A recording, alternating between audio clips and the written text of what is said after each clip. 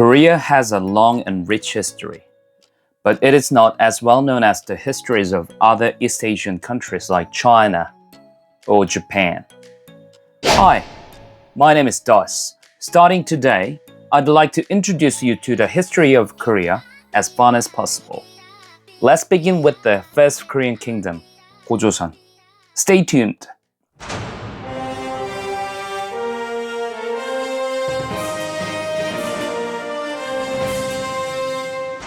There is an interesting story in the founding myth of the first Korean kingdom. One day, a son of the heavens named Hwanung descended to the earth with 3 ministers and thousands of followers. And they settled down on the Baekdu mountain. One day, a tiger and a bear. Yeah, of course she's not a bear. She's one of my dogs, Mongi. Me and my girlfriend always say she looks like a bear, so I just wanted to show her up in the video. Come on, go easy on her. She's cute at the latest. Let's go back to the story anyway.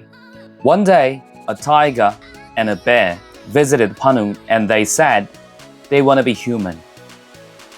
Hwanung gave them garlics and mugwort. Please don't get it wrong, it's not that thing. And let him stay in a cave for 100 days. After 20 days, the tiger ran out of it, but the bear kept stay there for 100 days. After 100 days, the bear finally became a girl, and Hwanung put the girl's name Ungnyeol, which means bear girl. Finally, Hwanung and the girl got married. They gave birth to a baby and named him Dangun. This man is considered the common ancestor of Koreans. The first Korean kingdom, Gojoseon, was founded in 2333 BC like this. However, a myth is just a myth. We shouldn't believe everything in it. And through the myth, we can understand the historical background of the time. The ancient Koreans are regarded as a union of 3 tribes. They were Ye, Mak, and Han, respectively. The totem of the Ye is considered to be a tiger. The totem of the Mak is considered to be a bear. So the myth might have wanted to express one of the inhabitant groups of the land united with the new group of people with bronze weapon, and the union beat the other inhabitant group. The Ye seemed stronger at first, but eventually they lost to the Mak. The Mak gradually absorbed the Ye tribe. Even though they were once rivals, they later came to be regarded as one and eventually came to be called the Yemak. Anyway, the first official record about the first Korean kingdom was written in the 7th century BC. It seems like the kingdom started out in the Bronze Age, and according to the excavated relics of the Bronze Age in these areas, the Bronze Age started at the 10th century BC. So the kingdom might have started sometime between the 10th and 7th century BC. From the 5th century to the 3rd century BC, it was the Warring States period in China. So the political power there was completely divided.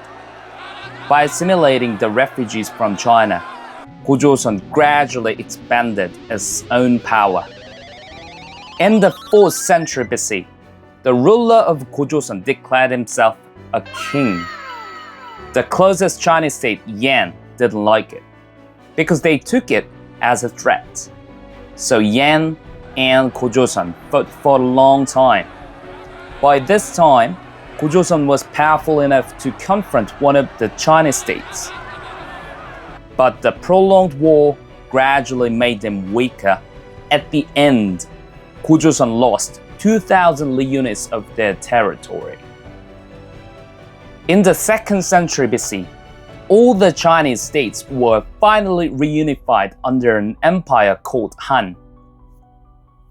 Several years later, a refugee named Wei Man fled from Han China. He has served as a secretary to the governor of the Yan state. As soon as the governor's rebellion failed, he escaped and applied for asylum in Gojoseon. He must have been quite talented, because the king of Gojoseon made him to be a general of the border. But he betrayed soon and became a king of Gojoseon. According to historical records, he seems he must have been a Korean, because when he arrived in Gojoseon, he spoke Korean and dressed like Koreans. And even after he seized the throne, he still maintained the name of the dynasty. As time passes, it was the time of Weeman's grandson, Uga. Yeah, like Uga Uga.